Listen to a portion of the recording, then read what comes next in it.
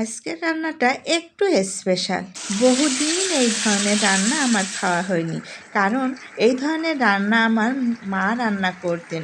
খেতে এতটা মজার হতো। তো চলুন সম্পূর্ণ রেসিপিটি দেখে নেওয়া যাক।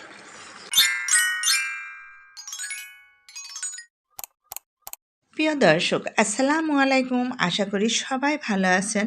তো প্রথমেই চলে আসলাম আমাদের ছাদ বাগানে নিজের লাগানো টাটকা পুঁইশাক কাটতে। একদম টাটকা আর নরম নরম ডাঁটা দেখে দেখুন আপনাদের ভাইয়া পুঁইশাকগুলো কেটে দিচ্ছে। আমার মা ডিম ভাজি অথবা ইলিশ মাছ দিয়ে এই ধরনের মোটা মোটা নরম ডাঁটা পুঁইশাক ইলিশ মাছ দিয়ে খেতে হয়, তাহলে খুব ভালো লাগে। নারকেলের দুধ দিয়ে রান্না করতেন। এতটা মজার হতো। আপনার ছাদ বাগানে বা আঙিনায় আপনিও লাগাতে পারেন এই ধরনের নরম নরম ডাঁটার পুঁইশাক। কতটা সুন্দর দেখুন, পাতাগুলো দেখে মনে হচ্ছে আজকের পুঁইশাকটা খুবই মজার হবে। আমি যেভাবে রান্না করব ঠিক ওইভাবে যদি আপনি রান্না করেন খেতে অনেক মজার হবে। আলহামদুলিল্লাহ, আমার মার সেই রান্নাগুলো আমার এখনও মুখে লেগে আছে। এই ধরনের সবজি যদি থাকে আপনার বাসায় তাহলে কি আর কিছু লাগে বলুন? আশা করি সম্পূর্ণ রেসিপিটি দেখলে আপনাদের খুবই ভালো লাগবে। পুঁইশাকগুলো এখন কেটে ধুয়ে বেছে রান্না হবে নারকেলের দুধ দিয়ে। পুঁইশাকের পাতাগুলো দেখেন একদম টাটকা, দেখতে খুবই ভালো লাগে আমার। আর কেটে ধুয়ে বেছে রান্না করতেও খুব ভালো লাগে। পুঁইশাকগুলো ইলিশ মাছ দিয়ে রান্না করব, তার জন্য ইলিশ মাছটা খুব ভালো করে আঁশ ছড়িয়ে ধুয়ে কেটে নিব। আগে সেই ইলিশ মাছের মতো এই ইলিশগুলোতে আর সেই তেল আমি খুঁজে পাই না।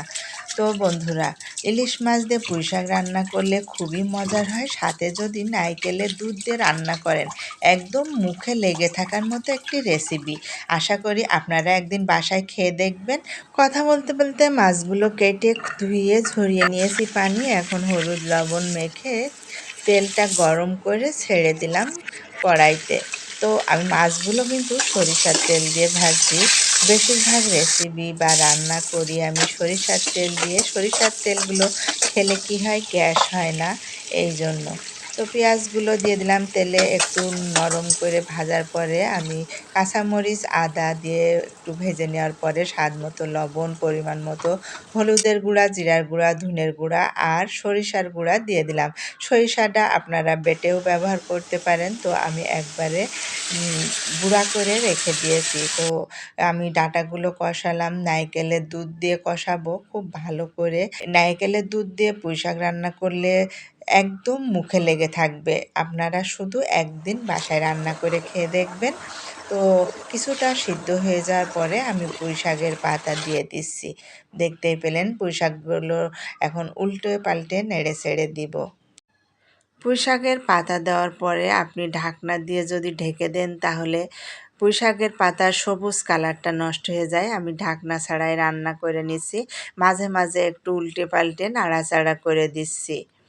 আর এই নারকেলের দুধটুকু দিয়ে রান্না করতে চেয়েছিলাম, কিন্তু পরবর্তীতে দেখলাম একটু পানি দিতে হবে, কারণ পানি একটু না দিলে ঝোল একদমই কমে যাচ্ছে, এই জন্য একটু পানি দিলাম।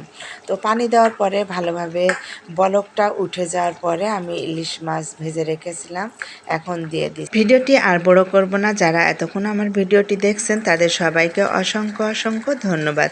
পুঁইশাকের কালারটা দেখুন একদম সবুজ। সবাই ভালো থাকবেন। অন্য কোনো ভিডিওতে দেখা হবে। আল্লাহ হাফেজ।